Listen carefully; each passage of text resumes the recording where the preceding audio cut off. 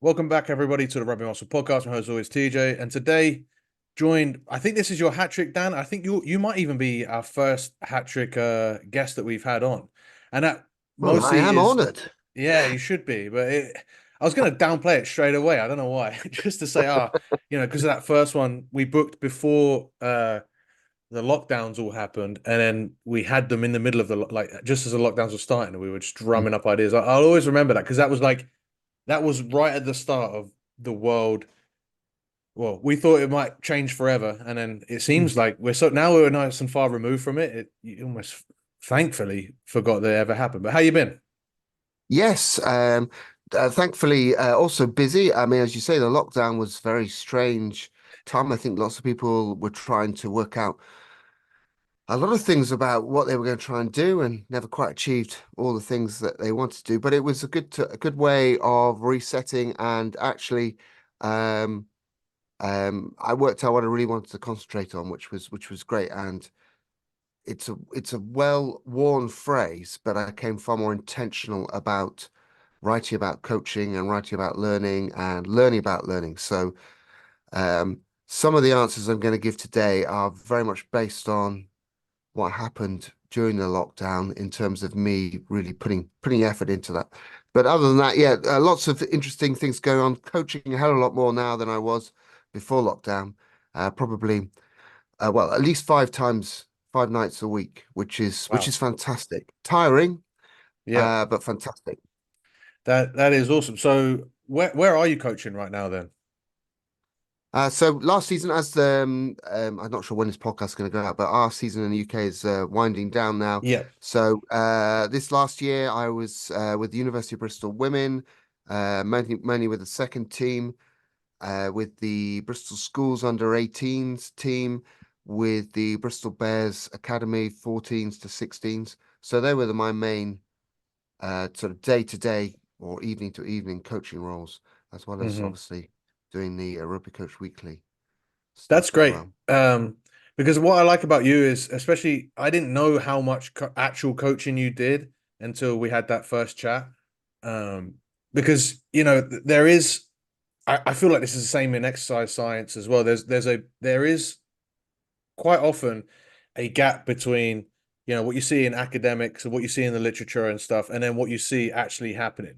And there seems to be always like just a disconnect from the reality of not even necessarily what works, but what is the reality of what goes on in coaching and what we should be doing about it. And I think it comes from both sides needing to be doing a better job of essentially communicating, which is very appropriate because I had another coach on a couple of weeks ago on the podcast, and I said that communication is almost essentially the number one thing you look for as a coach, because if you cannot communicate yourself properly, it doesn't matter what your intentions are. It doesn't matter.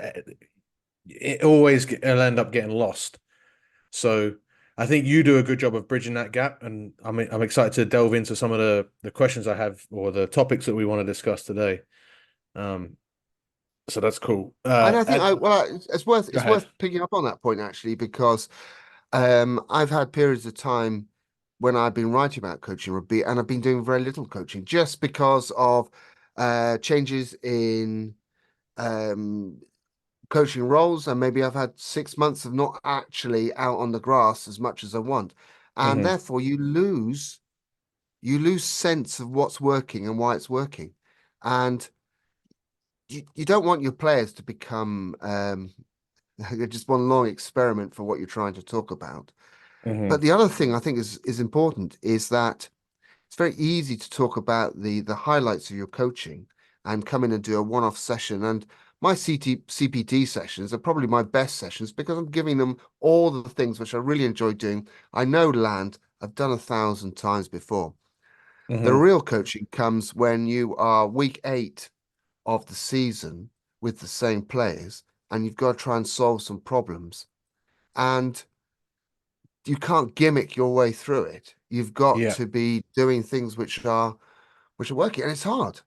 And I think it's very easy for coaches to come in from the outside and say, "Oh, you want to be doing this, this, and this," because the reality is that you need to know your players, You need to know where they're going. You need to know where you're at with them, because otherwise things won't land, and they won't land, and they won't be effective, and they won't be effective in the long run.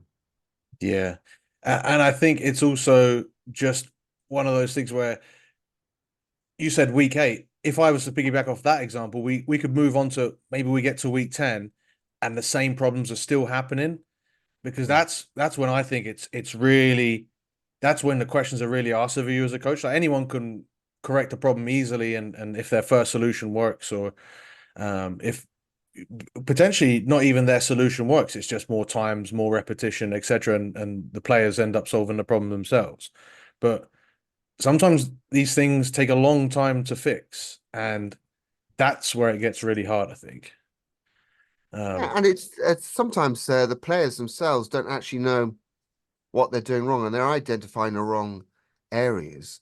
And you know that, but you've also got to build with them. You can't say, no, no, you're wrong. You've got to be doing something else.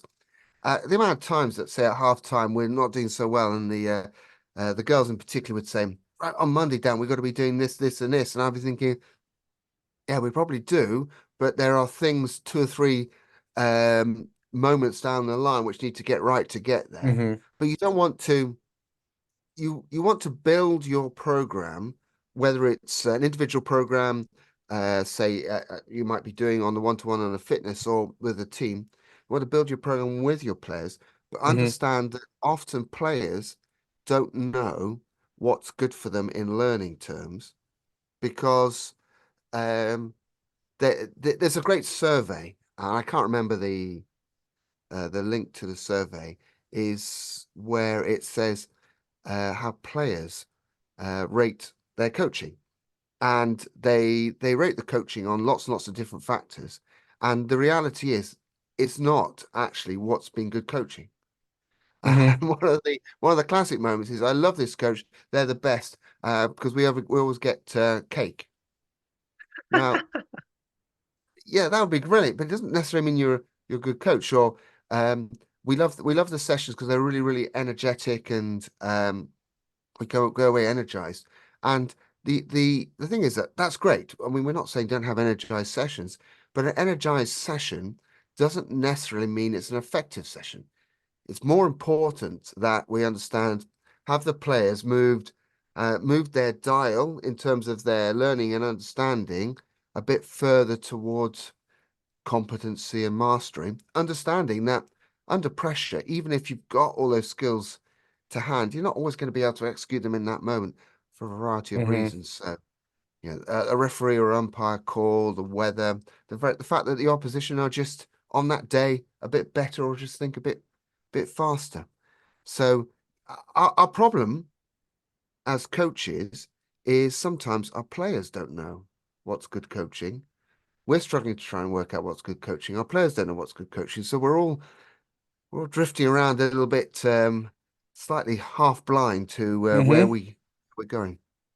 It's funny because again, this same podcast I had with Colin, he's doing his masters in, it's coaching science and leadership, I think, or something along those lines.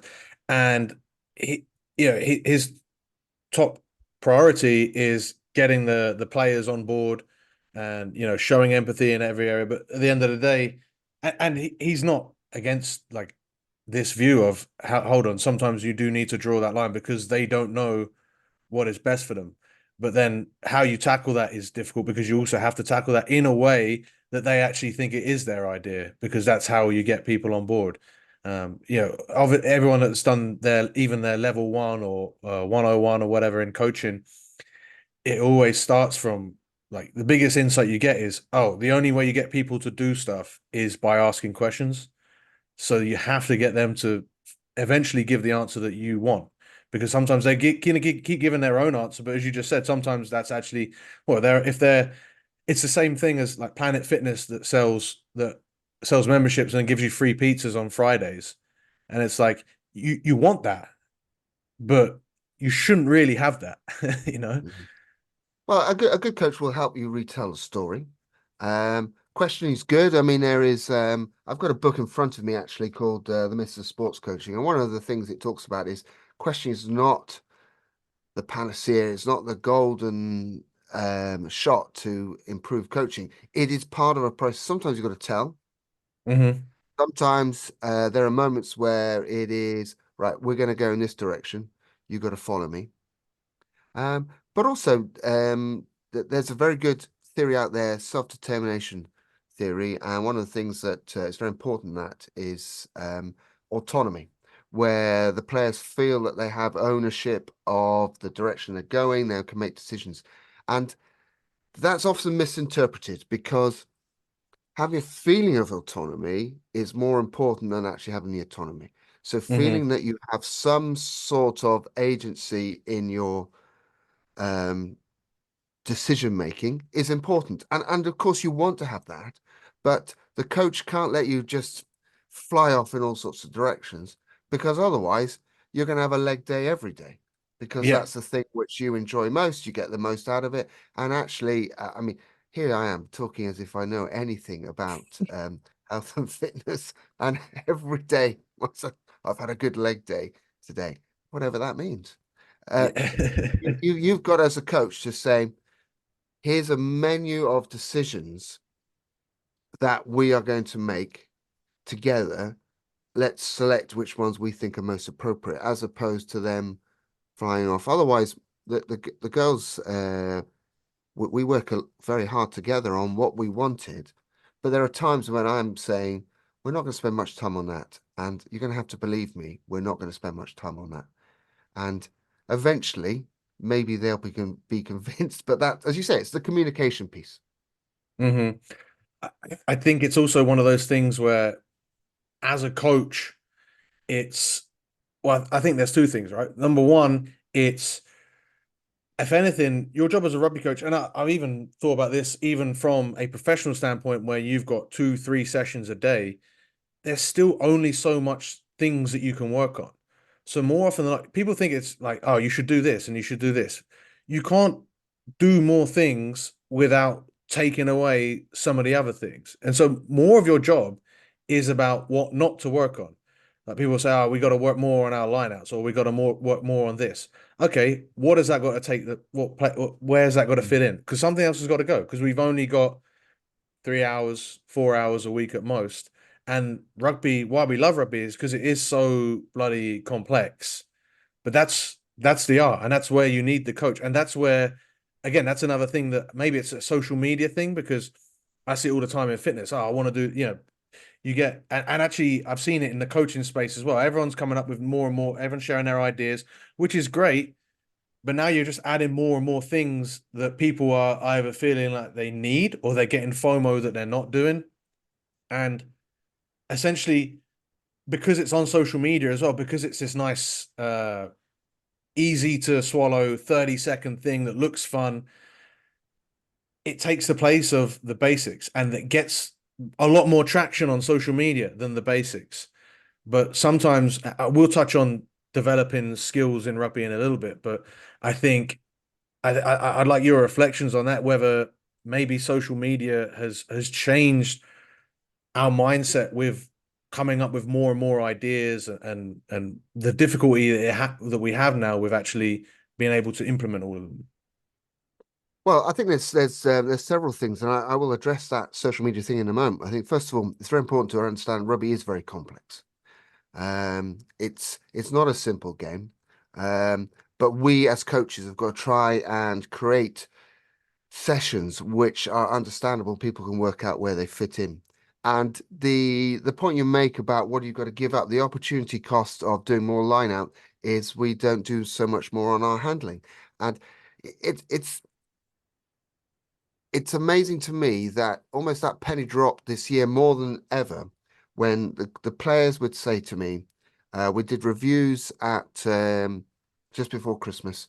So probably had a dozen girls at various different stages on Zoom. We went through things that they were doing, had a set of questions. And one of the things he says I asked specifically is, what do we do more of?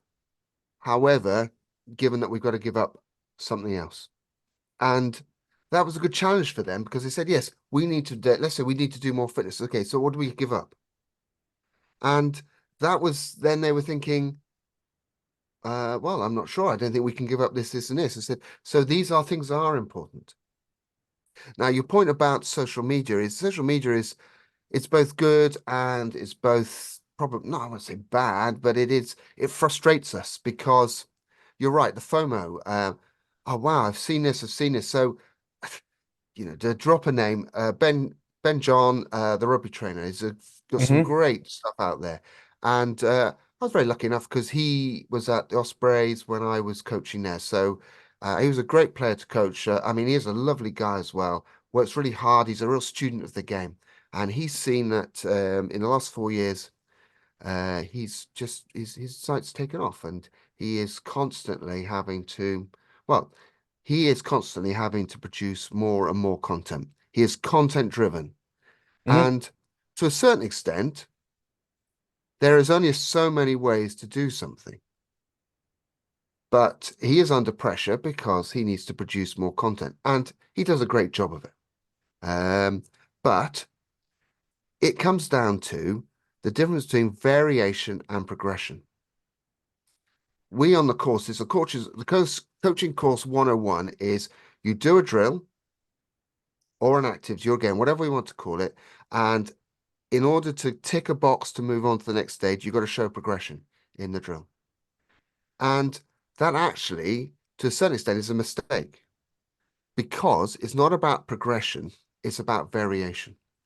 So I'm far older than you, but if you can remember back to maths classes when you were, say, 10 or 11, Hmm. you were given, you did a little bit of maths. I can't remember what you did at 10, but let's say you were given a long division. That's probably when we were 8 or 9. I can't remember. So we're given long division to do. What the teacher would do is we would go through long division, we would model it very much like in an exercise or a drill or whatever we would do in rugby. And then we were given 20, 30 questions to go. Now, they wouldn't get harder, they would just be slightly different all the time. So we need to do variations of the skill in order for us to actually progress in the sense of become more effective. It's called deliberate practice. Hmm. It is it's hard work. There are some stresses in it. Sometimes it might even be boring. But it's only boring, really, if we're not saying it's going to make me better. So you're quite right. Social media will give you, here are 70, 80 different ways to do this. And you could be doing it with this, and this. But whatever way you do it, you've still got to do it. You've still got to Hmm. go back and you still got to do in rugby, you still got to be able to catch the ball effectively. You've still got to be able to pass the ball effectively. You've still got to be able to tackle effectively. And you've still got to recycle the ball in rucks. Now, that you got to do physically, and then you've got to make quite a lot of decisions around that, and I mean, that's a whole different ball game as well. Yeah, and that's where it gets really tough. Again, with social media, I think it's also, you said about the variety. Because of social media, I do find that there's just, for the options that we have, it's the flashy variations that are the ones that get traction. And I Mm, think what I was going to touch on when we were talking about the popular people or coaching methods that are popular versus actual coaching methods that are effective is, I think one of the main jobs as a coach and as a player to be receptive to is the fact that the coach is there to not necessarily tell you what to do, more it's to show you the blind spots that you don't see or to present to you the things that you are not aware of. So you might think, oh, look at this cool offloading drill. Have you ever practiced this basic offloading? Maybe you didn't even know that you could do that. That's where they shed the light. That's where you do something basic.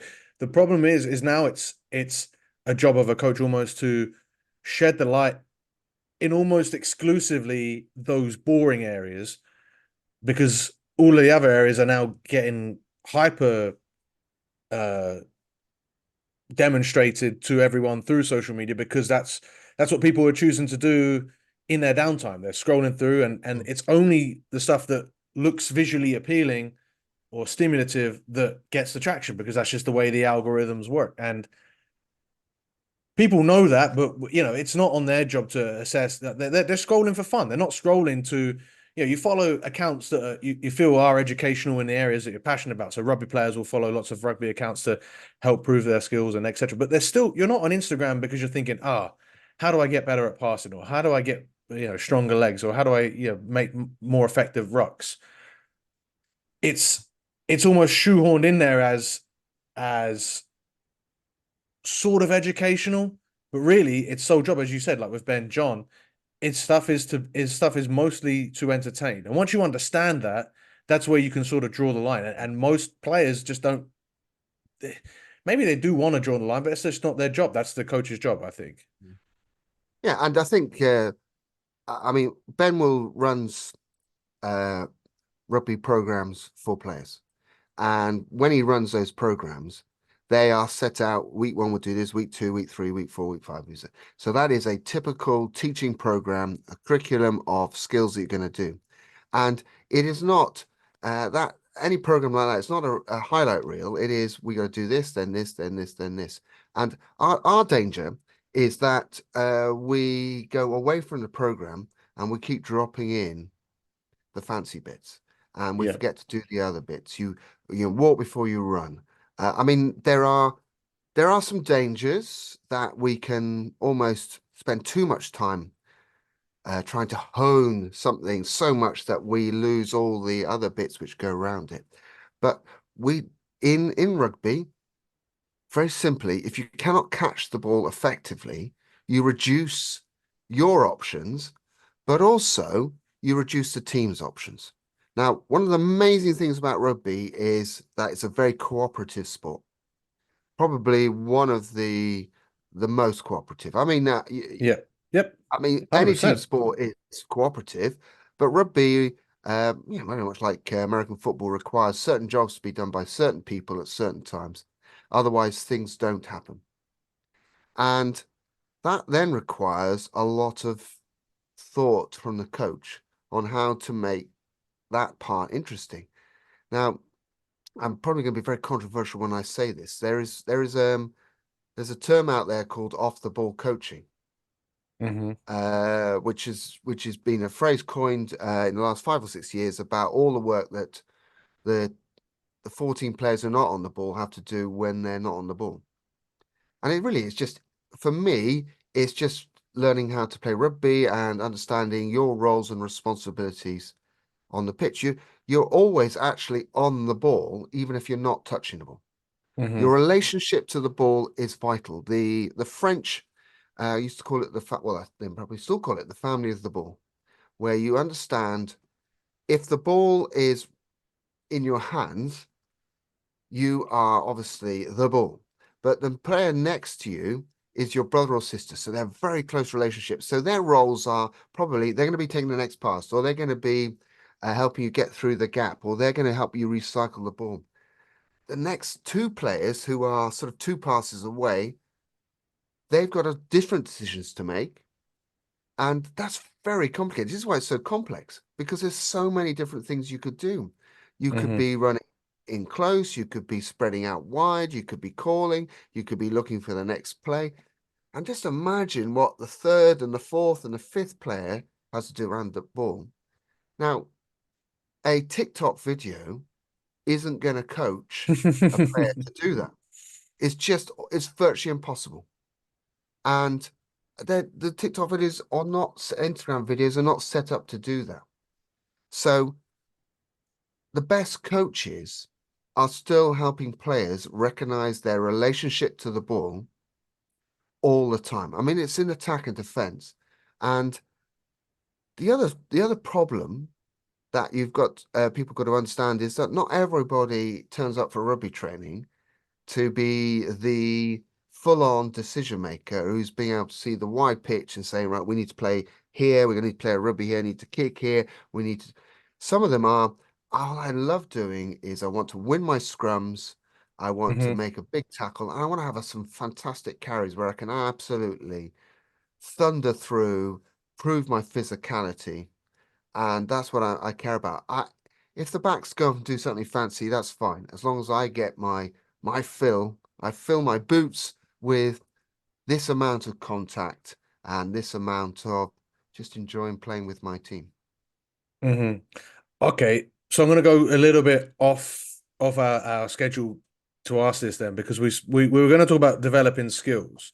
Mm. I want to talk about developing like tactical awareness then, because what you're saying is absolutely true, and I think this is one of the hardest things to develop as an individual, because obviously it's all part of the game of rugby, and the you it every decision that you make tactically within your relationship to the ball that isn't involving the direct skills that involve the ball, um that's all still some level of skills, right? That tactical awareness to decide and your decision making and what to do, but it's obviously a lot more complex and difficult to do, I guess, for players. So what ways would you have of players being able to develop that level of tactical awareness? Because you've got teams like the All Blacks, and particularly you've seen it a lot in the European rugby recently. How the French team plays, or French teams play, is very different to what we've seen from the English, from especially the Irish as well, where we seem to be a lot more, or I say we, the English and the Irish and those teams seem to be a lot more well drilled. South Africans as well. They seem to be just the ultra prepared teams. Whereas when you look at the French, probably to an extent, look at the Kiwis, they do a lot better job with just having that tactical nous. Their familiar, their family bonds, I guess, if you're using that term, are just that much stronger because they all know what each other are doing. You could look at it, Fijians doing it in sevens as well. How do you develop that? Well, I think there's a great danger is that you look in at, say, the All Blacks, Fiji and France, and you say, we want to play like this team. Mm-hmm. And you can only play like that team if you've got the players who can play it. And the Fijians are, you look at a typical Fijian sevens player, and they are enormous, quick, and they've got hands like dinner plates. So they are also environmentally, they play a lot of rugby, and their mindset is to play in a certain way. But it is, and again, it's a bit of it's a controversial topic, but they have, my belief is that lots of teams have what's called a shared mental model. Everyone knows what's going to happen when someone does something. So if you're carrying the ball forward, I've played with you so many times that I know that you tend to offload off your right or go for the gap on the left, and that means I know where to run off you. And then as a team, we start to know where everybody is, what everyone's doing, and therefore they can feed off that. Now, what then Mm-hmm. happens is that players will come into those groups and they won't fit in. And they won't fit in for a number of reasons, or which could be to do with their personalities, or they won't fit in because they're not that sort of player. So, I mean, when Scott Robertson picks his first All Blacks team, he will have, because he's coming in as a well, a very well, highly respected coach with a lot of success. The 15 players he will choose will not be the 15 players that every New Zealander will think Mm-hmm. will be the right ones, because he'll be very clear on what he wants from the team, and that's what they will share. And hopefully for them, not so good for England, let's say, when they play them, Mm-hmm. that they will know why each player is doing what they're doing. Now, the the it goes around to your question, how do you do that for your team? Well, the first thing that you've always got to do, and I think I said this at the top of my answer, was that you've got to understand the strengths and weaknesses of your team. And your team have also got to understand that themselves. And I've been with plenty of teams say, right, we want to do this, this, and this, and I'm going to say, we're not. First of all, we want to do this from the line out. Well, we've got to have a hooker who can actually throw that far. That might be an ambition, so we can work on that. Or we want to run this move. Well, at the moment, our fly half is very good off of their right hand, but not so good off their left hand. Maybe in 10 weeks' time we can do it. And that's your number one place to be. And the second thing to do is to understand where you are as a team up against the teams you're up against. So again, we want to play like France, but we're going to be up against teams who are not going to allow us to play like that. So do we keep hammering at that, or do we play in a slightly different way? But in the end, if the players want to play in a certain way, and you can allow them to do that, as long as you set out what you think is possible, and then at the end of it, you say, have we achieved it? Yes. Then the scoreboard doesn't matter. Hmm. And I've seen it this year with the girls' team. We talked the other week about the best games that they've been involved in, and some of them were included some wins that we pulled out of the bag, and some of them included losses, including some very big losses, where we achieved what we wanted to achieve, and that that tactically is what we said. We said we don't want them, for instance, against a very good team. We don't want them to break us on the inside. So if we spread across the field, if they beat us inside our outside center, inside our number 13 in that channel, then Hmm. that's probably we haven't achieved what if they get round us on the edge, they're fast, they've got great handlers, fine. We can't do anything about that. And we set out to try and do that. And in the games where we did it, the girls were able to come off and they were delighted because we'd achieved that. And it's something that we'd set as a goal in the game. Now, if they know what to achieve, then they'll think tactically of how they're going to achieve it. So they're going to be making decisions before the game on how they're going to be affected, but they're going to make decisions in the game. So Hmm. when they come back in under the post, let's say we've lost they've scored a try against us. If they scored a try on the outside, the first conversation they should be having is that's fine. We did everything we could on the inside to stop them. They scored on the outside, fine. And if they scored on the inside, then they can say, right, someone will say, look, I'm sorry, I didn't get up in the line, or I've got to be faster in here. I've got to do this here. And the great thing is, on the occasions when I'm listening in and I'm not saying anything and they're saying that, you know you've nailed it.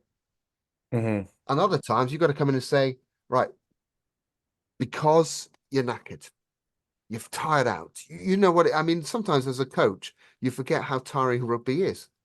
You come into the huddle Yeah. and you're all bright and breezy, and they're like, And you tell them, you got to work harder. You "Me?" got to work harder. Yeah, that's right. That's right. Yeah. But that's the moment when you're going to be coming in and saying, right, look, I'm going to just say, you've done this, done this. Let's work on that. Remember that we said we were going to work on this. Yeah, yeah. Well, let's do that. And sometimes some of the girls team I had, there were one or two players who almost had a running commentary of their game as they were playing it. So that was fantastic. One girl in particular missed a tackle and she got up and I could hear her saying, I've got to engage my shoulder. I didn't engage my shoulder. I've got to engage my shoulder because it's something Yeah. we've been working on for the last 3 weeks.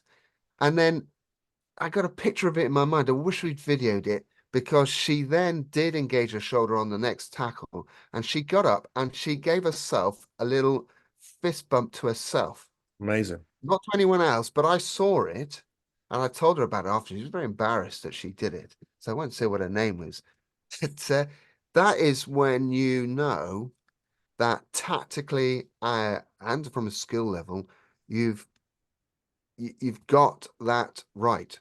I'm not saying get it right every time, but that's where you need to go. Understand your strengths and your weaknesses, understand what therefore you can achieve, set it out clearly, let the players understand, develop that clearly, and then try it, test it. I think understanding what it is that you're trying to achieve is huge because one quote that you mentioned to me again on I think it was our first one, you said about so many coaches claim to have 10, 20 years experience, but really what they've done is just coach the same season 20 times or 10 times. Mm. And I think being intentional is the way to improve your tactical. Even when you're watching rugby, I say this for players as well. Like one of the best ways is to watch rugby intentionally, see what the players are doing, see what's going on. Like that's learning. That's the brain figuring out, okay, this is how these people are solving these problems. And then you go into your games or even your skill sessions and you're intentional with everything that you do. And that means that then everything becomes about things that you can control, not Mm. the ref, not the other team. Because at the end of the day, I hate setting, I always, with the athletes that I take on board, of all ages, we have the same discussion where they say, oh, I want to win, we want to win the season, or I want to score X amount of tries. And I say, right, let's actually break that down into only things that you can control, because you could do everything perfect. You just come up against a really good team. And that's like only 50% of players win every week. Like that's the brutal reality of, It's a rugby. zero-sum game. Yeah, it's Yeah. terrible. And so And to and say sometimes everything is a failure if you're in that bottom 50%, yeah. it's not fair, right? Yeah, Sorry, I it's cut you off. the survivorship bias of we look at players who've got to the top and we look at what they've done, and it's not necessarily a good indicator of what's going to work for our players. I so right, Messi is used as a one of the great footballers of our time. What did he do? What did he do? What did he do? So he was playing a lot of street football, and so therefore street football is a good thing. So absolutely free play. We should be encouraging our players to experiment and that sort of thing.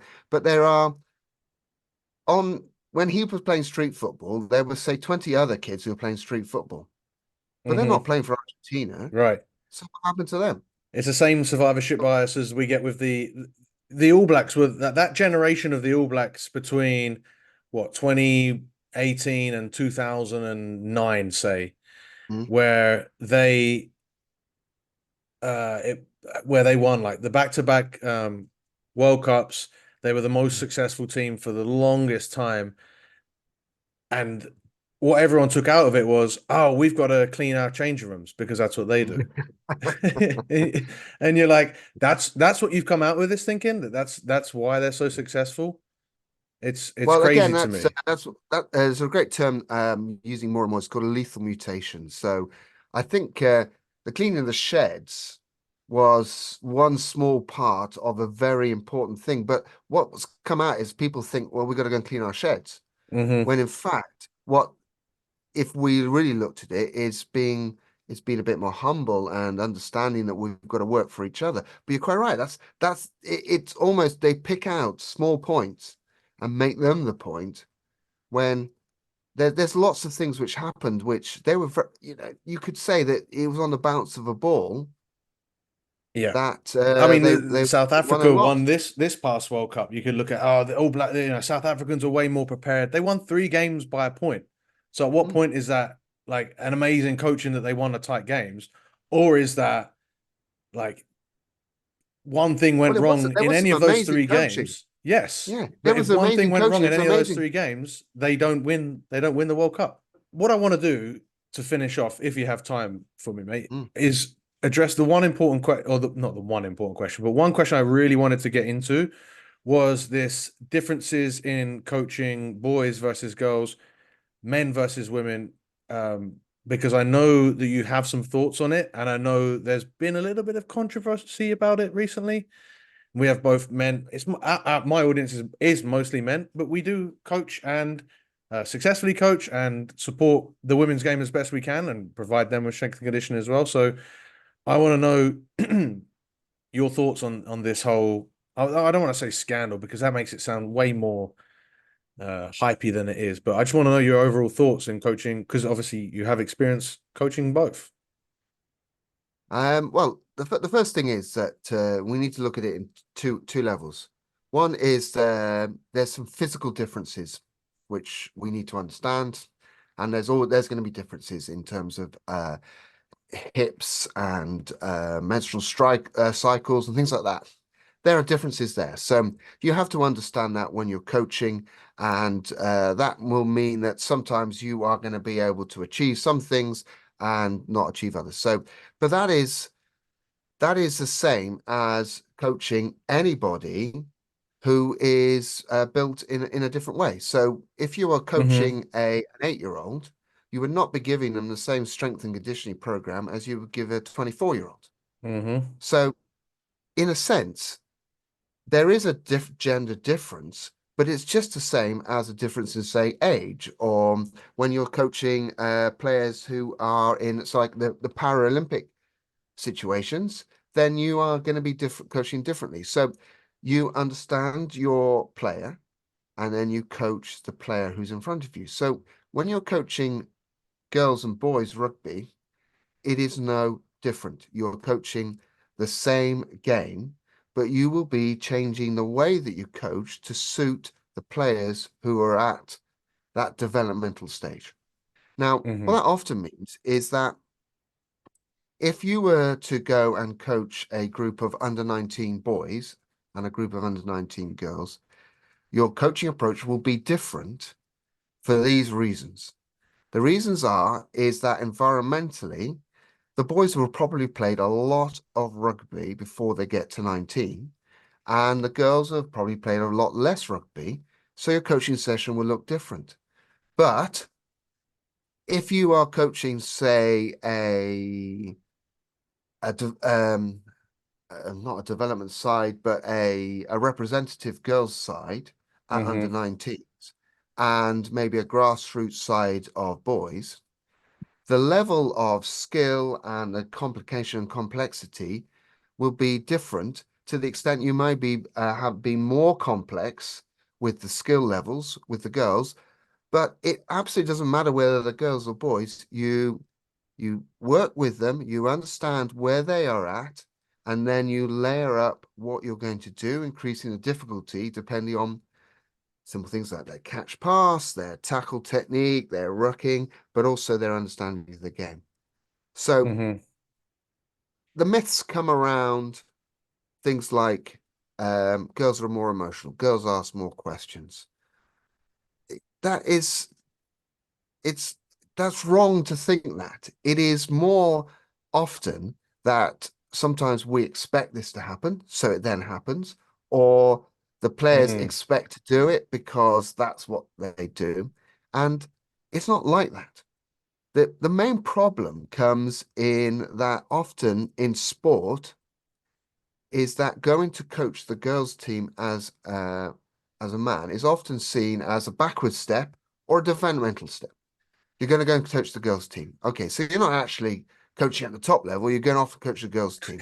Well done you. Kudos for you to you know just, take a step back, which is obviously completely wrong.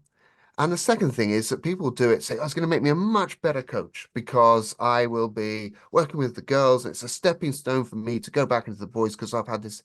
Again, every time you go and coach a different group of players at a different developmental stage, you learn. We Mm-hmm. said right at the start, you said right at the start, you've got to keep learning as a coach. And if you go and coach a girls' team, and you've been only coaching men's teams. That's fantastic. You should and will enjoy the experience if you make it enjoyable for yourself. But don't see it as a favor. Don't see it as something which is going to make you a better coach, which therefore means you can step back into. Go and do it because it's worth it. Mm-hmm. And I'm in quite a lucky situation now because I'm that old that I'm ambitious as a coach, but I'm not ambitious to go on and coach higher levels. I'm very happy to get in and coach. So I can do this, but would I ever at 30? At the age of 30, if someone said go and coach women's rugby, at 30, I can safely say I would have said, yeah, that's a sideways or a backward step for me.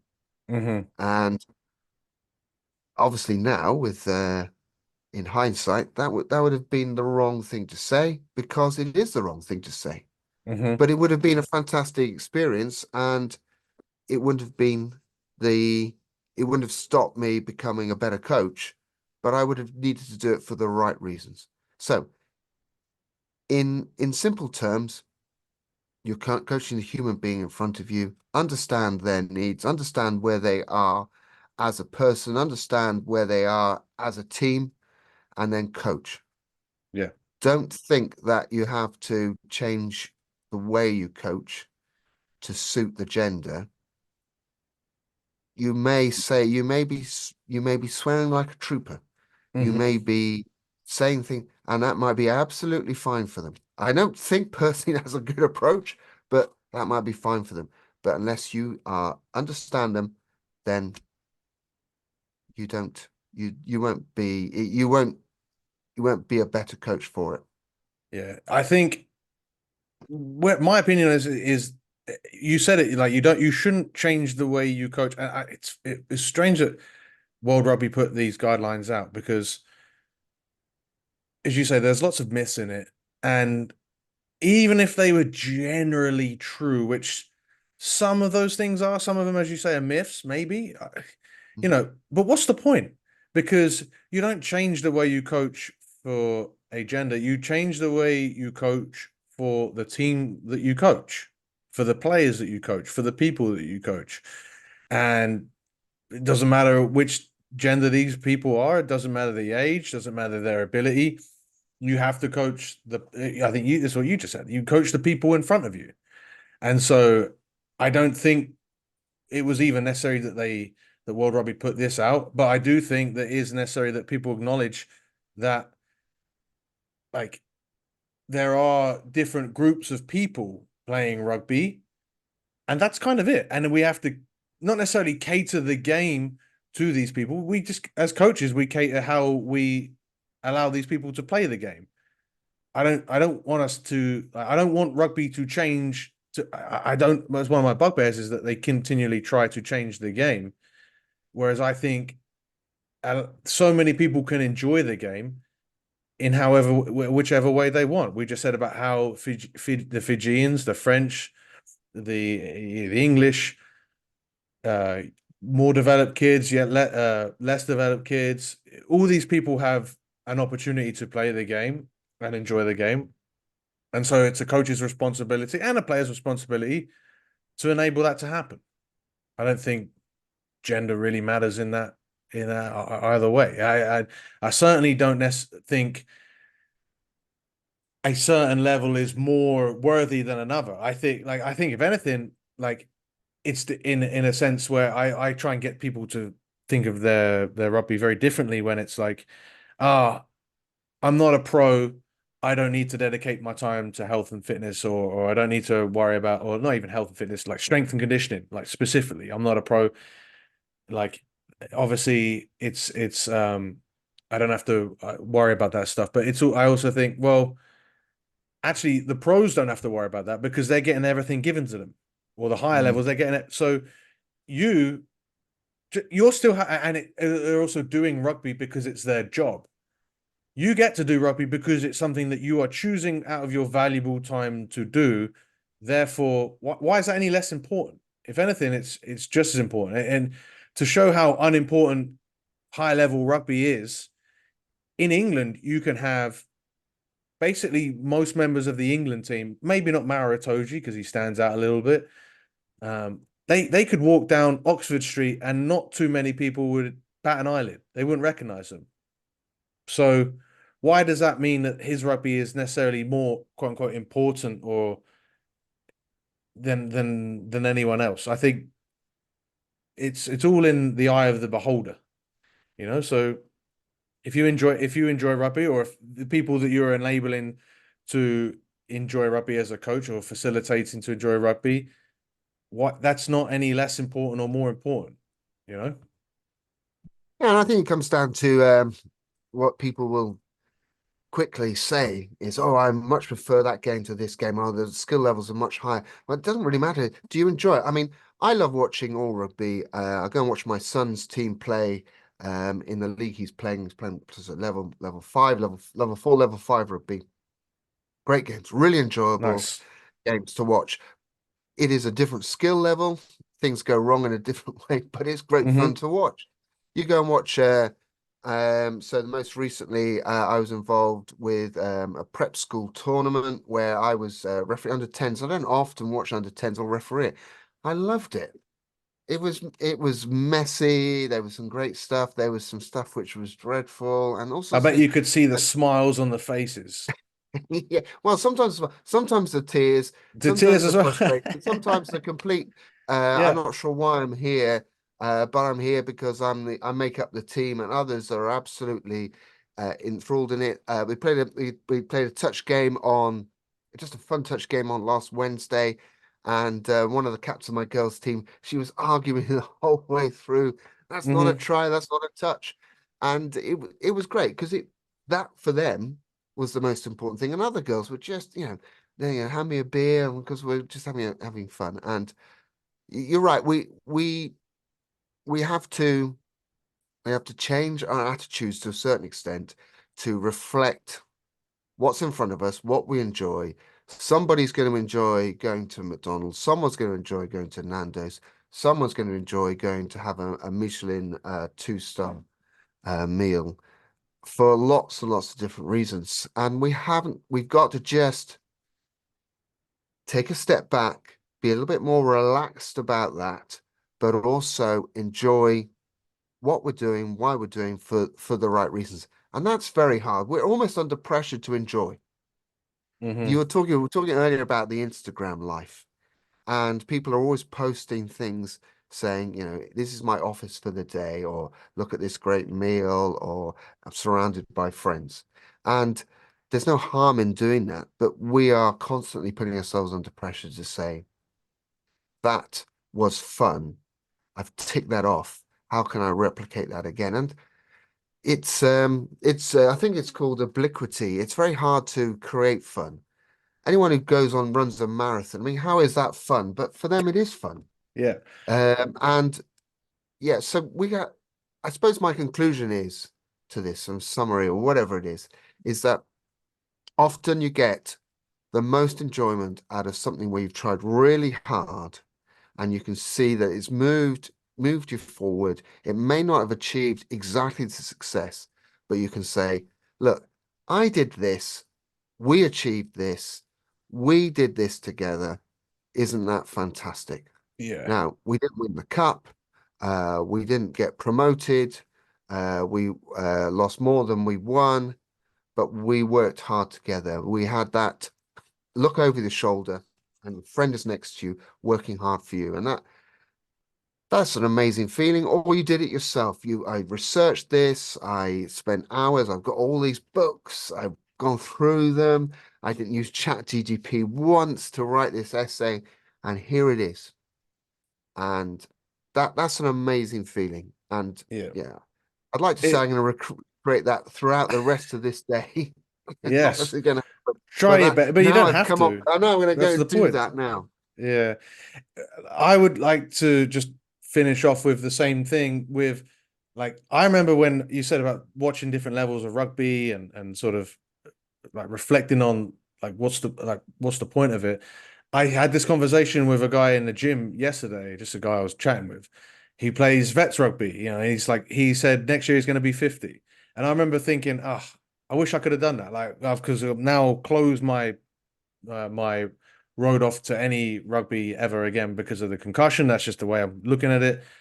Who knows? But then I also remember in my early 20s, I would look at vets rugby and I think, why would anyone want to do that? And it's only now it's dawned on me, or the last few years, since I've coached quite a few players in their 40s and whatnot, and you realize it's just fun. And get to have so much fun in a different way to, like you say, running a marathon or anything else, in a different way to so many other routes that you can take in life. And I think you've got to remember that, and also remember that you could have more fun by doing it better. Like the more active you are in that game, by the more successful you are in your little things, the things that you can measure yourself down, the things that you can control, you are going to have more fun. And there was a quote, it was by an entrepreneur. I can't remember who it was. Maybe someone can tell me in the comments below. But they say if you're trying to choose between two different theories and one gives you an excuse for being lazy, the other one is probably the right one to do. Yeah, well, there you are. I'm going to live by that for the rest of the day. I'm going to do everything I'm going to do. If I can do it, be lazy. I mean, obviously, there you got to pick the easiest hanging fruit. That's a good thing. That's a good coach. But as Yes. you say, you got to do a bit of the sweat. And unfortunately, that we know that you got to I can't remember. You'll tell me better on this, but you've got to hurt your muscles to build your muscles. Oh, I would Um, even say it's not even unfortunately. It's something that you just get to do to improve. The same as boring mm, skill work or any endeavor, you know. There is all it's never always going to be the Rocky montage, you know. I think now we're living in social media is just like a constant non-stop Rocky montage, you know, yeah, which I don't know. It's inspirational, but let's go do the hard things as well, but yeah, enjoy the path along the way. Dan, yeah. been great having you on, mate. Have you got anything to plug? I'll put all your links for the Better Rugby Coaching and everything else. Sorry, Rugby Coach Week. Better Yeah, Rugby so Coaching. That's a yeah, throwback. that's from the old days. Yeah, so yeah, Yeah. Rugby Coach Weekly. Yeah, please, obviously just stick a link here. People can contact me and say, actually, Dan, you're talking tosh, and absolutely happily because probably I am, and I'm always want to change my mind. But it's been great, and I've really enjoyed it because you know, not necessarily with thinking aligned, but some of the things you're throwing at me, I'm thinking, yeah, that makes sense. I've got to think about that. So I've really enjoyed it. So thank you very much for the opportunity to blab on. I always love hearing you blab on, mate. It's always makes for a good podcast, mate. We never get to half the things that we want to talk about. Maybe we'll have to get you back on, but go enjoy your day and remember Cheers. to not choose the option that makes you be lazy. No, no, no. I'm going to do the hard thing right now. Good. DJ, thanks very much. Take care, mate.